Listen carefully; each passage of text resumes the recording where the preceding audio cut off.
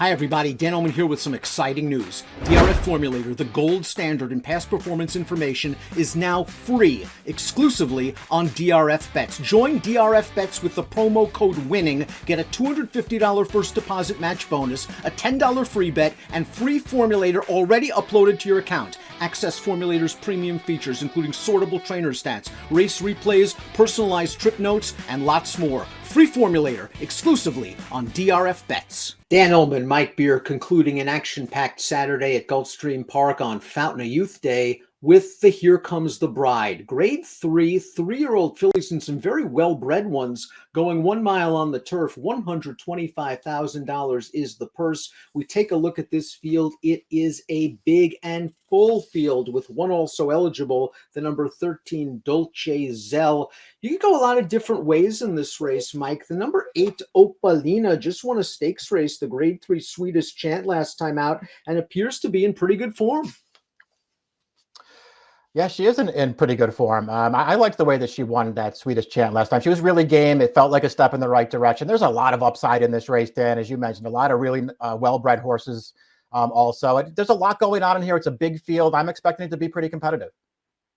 And I'm expecting the pace to be pretty competitive as well. You've got several stretch-out sprinters trying the two-turn mile here. Now, Time from US believes Diamond Wow, one of those stretch-out sprinters adding blinkers, will make the lead. I think she'll be close. I don't think she necessarily has to get to the front, but the one last leaf is going to show speed. Isn't the 6 Lemieux just going to try to make the front?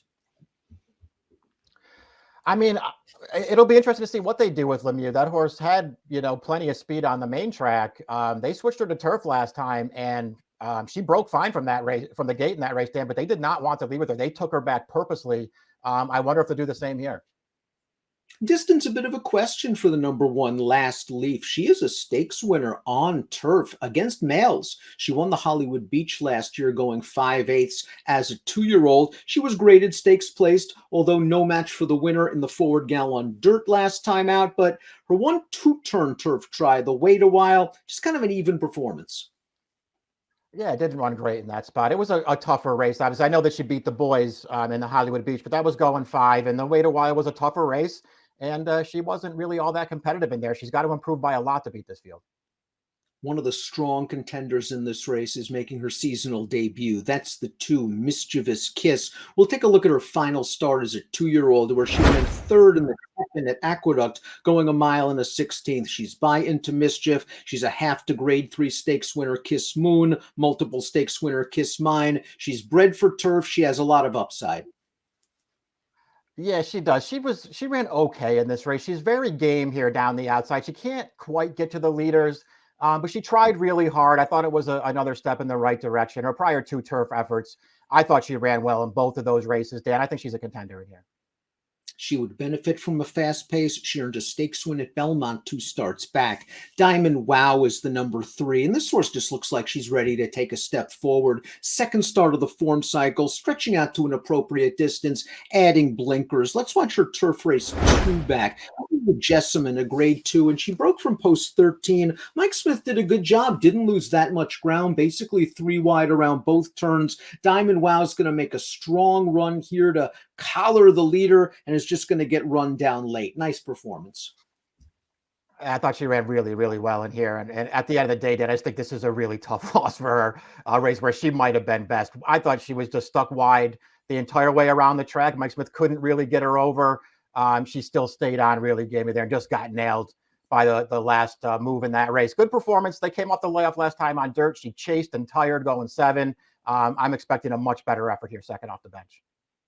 One that could be any kind is the number 4 Spenderella, who was a debut winner at Gulfstream, going 2 turns on the turf for Graham Motion. Let's watch that race. This horse was able to get right up close to the pace. She finished it off strong. She's a half-sister to Spanish Queen, who won the grade 1 American Oaks. She's a full sister to Spanish Love Affair, a multiple stakes winner on turf. This horse has shown some ability in this one start.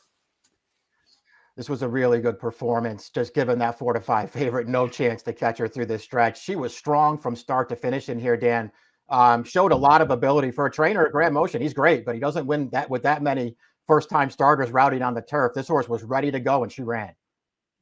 Another recent maiden winner is up next, the 5, Beside Herself. This one is trained by Todd Pletcher and is a full to the stakes winner, thrilled, good on both dirt and turf. This horse got blinkers for the first time, and the race will show you on January the 30th. She was able to make the lead as the odds-on favorite, and she sprints on home to earn a 77 buyer. She had Lasix for this race. She won't get it, obviously, in the graded stake on Saturday. Yeah, I think that's something that you might want to consider. I don't know how much of a difference it made. It's obviously hard to tell. You probably don't want to get too excited over a filly who just wired a field as a 4-5 favorite, Dan. I just feel like that was a real step in the right direction. When you compare it to her first two starts where she just didn't have a lot of speed. I mean, her riders were all over her from start to finish just to try to get her to keep up. And last time with the blinkers on, that was not the case. She had no trouble making the lead in there. She was not hard ridden. And I thought she took a pretty big step forward. The number 6, Lemieux, is a stakes winner over Synthetic at Gulfstream. She went gate to wire in a Florida bred race 2 starts back, and just surprising that she didn't show that speed last time out and returning to turf in the wait a while, going 2 turns. I just would have to think they're going to be more aggressive here. It seems like that's her best game.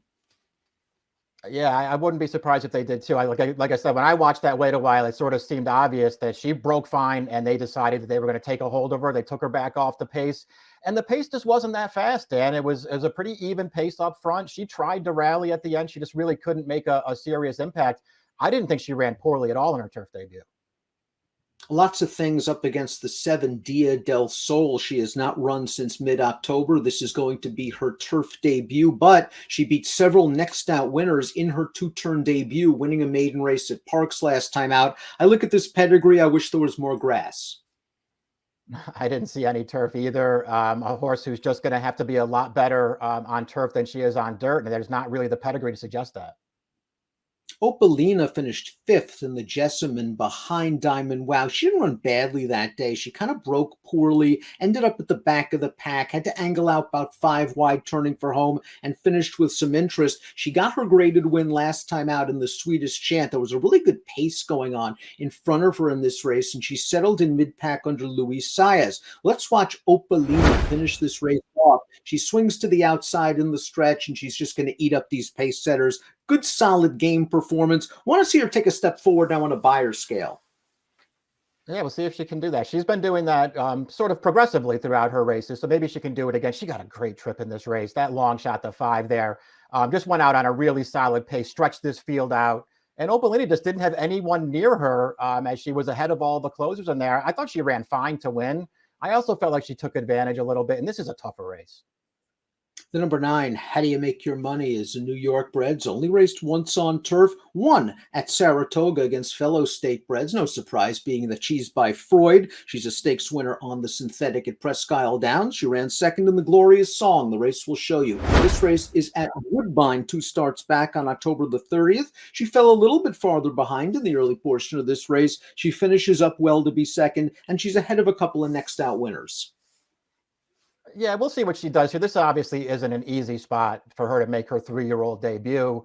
On the other hand, I thought she ran, okay in some of those races as a 2-year-old. I really liked her turf race. I know it was a 5.5 furlong sprint against New York bred maidens. I thought she ran well that day. I'm not going to be surprised if this is her surface. And her most recent start was on dirt. I'm just willing to throw that race out. I don't think she's a dirt horse at all. The 10 is Soul of an Angel, and this horse earned an improved buyer speed figure last time out on turf, but she was being dangled for a $75,000 tag. She was sent off at 41-1, and I thought she sat a pretty good pocket trip and couldn't finish up. They're taking a chance with a horse whose only win came on synth against quarter maidens. Yeah, they're just taking a shot here. A horse is going to be a very big price and can't win this race based on what she's done so far. But, I guess if you were taken by that last performance back on the turf and you want to take a shot at a big price, this could be your horse. Rusty Arnold has the 11, Bali del Sol, trying turf and a route race for the first time. This is a tough post position. The sire was a good turf horse, but again, another situation where I just wish there was a little bit more grass on the bottom of this pedigree. Let's watch her synthetic sprint race at Gulfstream on January the 19th. She fell behind a fast pace and she ran on at the end. Yeah, she does run on. This is an okay effort. I feel like there's probably some upside here, Dan. They're just asking a lot of this horse, first time on turf, first time stretching out. against a pretty good field. She got to do it from an outside post as well. I mean, I think there are things to like about her. I just feel like it's hard to bet her in this race. I like the 12 Leah Marina as a horse. I hate this post position. She's won 2 turf races in a row, including her 2-turn debut in the Wait a While. But Tyler Gaffalione was able to just save ground right in behind the leader until she was produced at this point. Let's watch the Wait a While. She eases to the 2-path, splits horses, makes the lead, and is game to win.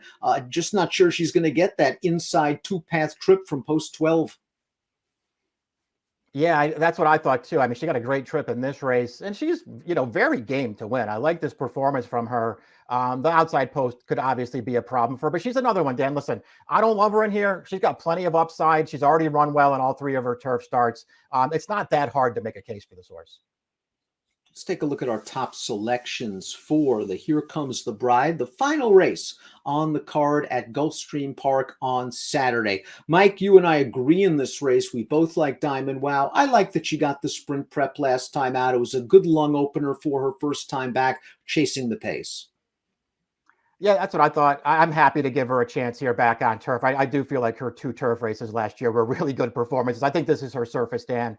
Happy to go back to this horse second off the layoff, and I'm very interested to see what we get from the Force Penderella. Her career debut was a really strong effort. I'm also interested to see that if blinkers are what's been the big improving point for the 5 beside herself for Todd Pletcher, but we both go with Diamond Wow. 3-4 for Mike, 3-5 for me, and the Herecomesthebride. What a card at Gulfstream on Saturday. Play it with DRF Bets.